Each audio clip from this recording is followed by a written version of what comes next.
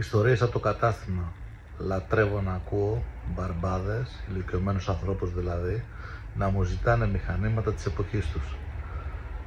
Χτες με παίρνει ένα τηλέφωνο και μου ζητάει ανταλλακτικά από ένα μηχάνημα της Y που έχει κλείσει η εταιρεία, αλλά και να ήταν ανοιχτή, δεν υπάρχει περίπτωση να έχει ανταλλακτικά για αυτό το μηχάνημα, γιατί ήταν τα πρώτα μηχανήματα που είχε κατασκευάσει. Και μου λέει ο μπάρμπας ότι σαν και αυτό το μηχάνημα δεν έχει βγει κανένα άλλο. Που να παρακολουθήσει τεχνολογία, προσπαθώ να το εξηγήσω και δεν καταλαβαίνει τίποτα. Του λέω: η τεχνολογία τότε με την τώρα δεν έχει καμία σχέση και τα μηχανήματα είναι πολύ καλύτερα.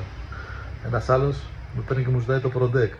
Του λέω: ρε φίλε, αυτή η εταιρεία καταστράφηκε με αυτό το μοντέλο και έκλεισε. Μετά βγήκανε κάποιοι τύποι και κάνουν αντιγραφή το ίδιο μηχάνημα που δεν δουλεύει και από 500 ευρώ που το πουλάγε η εταιρεία το πουλάνε 6.500 σαν γνήσιο.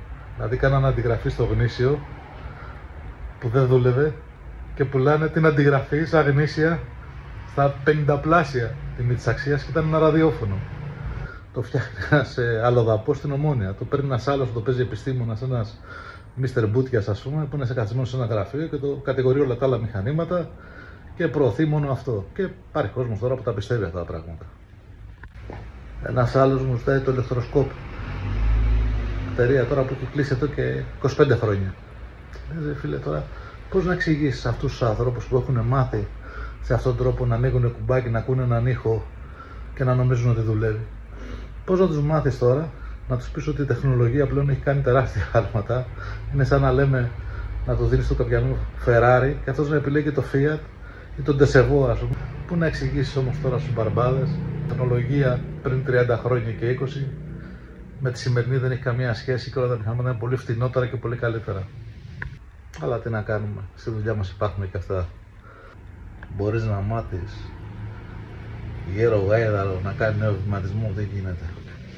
Πώς να εξηγήσεις σε αυτούς τους ανθρώπους τώρα που είναι παλιάς γενιάς ότι τα τότε μηχανήματα με τα τώρα δεν έχουν καμία σχέση? Τότε ήταν τα αυτοκίνητα, με ένα παράδειγμα, τα Ντεσεβό και τώρα είναι Ferrari. Αλλά πώς να τους το εξηγήσεις αφού έχουν μάθει σε αυτόν τον τρόπο? Έχουν μάθει σε αυτή τη τεχνολογία, να πατάνε κουμπάκια, να δουλεύουν χωρίς πολλά τεχνολογικά μέσα πάνω για να μπορούν να τα κατανοούν. Απ' τη μία έχουν τα δίκαια τους, αλλά απ' την άλλη, σαν αποτελεσματικότητα, δεν μπορεί να συγκριθεί η τεχνολογία τότε με την τώρα. Όλα τα χόμπι φτάνουν μέχρι ένα σημείο. Ένας ψαράς δηλαδή μπορεί να κάνει μια καλή ψαριά μέχρι εκεί. Ένας κυνηγός μπορεί να κάνει πολλά θυράματα. Στο δικό μας το χόμπι διαφέρει.